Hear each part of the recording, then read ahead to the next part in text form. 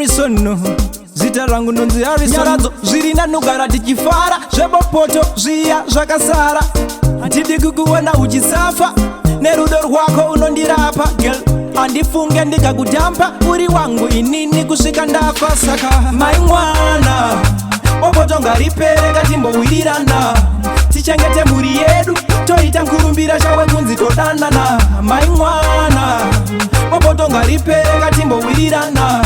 Tichengete mhuri yedu, toita nkurumbira chawe kunzi todanana. Zviri nanogara tichifara, zvebopoto zviya zvakasara. Ukawanza hasha mangwana unozonyara, ini kumhuri yangu handizi chikara. Yo, gara newe baby ndatosaina, nyeredzi yangu baby unoshaina. Ko vaye vehondo timbovalaina, handitambe kumfu kungozvekuchaina. Girl, mai mwana, bopoto ngaripereka timbowirirana. Tichengete mhuri yedu, toita nkurumbira chawe kunzi todanana. Mai mwana, bopoto ngaripereka timbowirirana.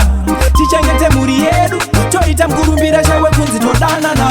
Ndide kukuona uchisafa, nerudo rwako unondirapa. Girl, handifunge ndikakudampa, uri wangu inini kusvika ndafa. Girl, pandokuona baby ndokutsoda, wakakosha kwandiri kakunge goda. Girl, uchibva kunogeza unopoda, kugara tichifara ndizvo zvandinoda. Saka mai mwana, bopoto ngaripereka timbowirirana. Tichengete mhuri yedu, toita nkurumbira chawe kunzi todanana. Mai mwana, bopoto ngaripereka timbowirirana.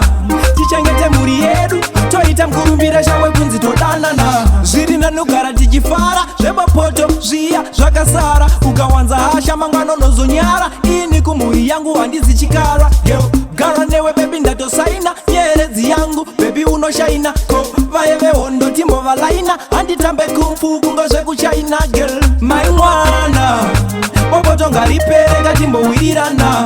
Tichengete mhuri yedu, toita nkurumbira chawe kunzi todanana. Mai mwana, bopoto ngaripereka timbowirirana.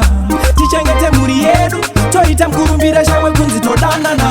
Ndide kukuona uchisafa, nerudo rwako unondirapa. Girl, handifunge ndikakudampa, uri wangu inini kusvika ndafa. Girl, pandokuona baby ndokutsoda, wakakosha kwandiri kakunge ngoda. Girl, uchibva kunogeza unopoda, kugara tichifara ndizvo zvandinoda. Saka mai mwana, bopoto ngaripereka timbowirirana.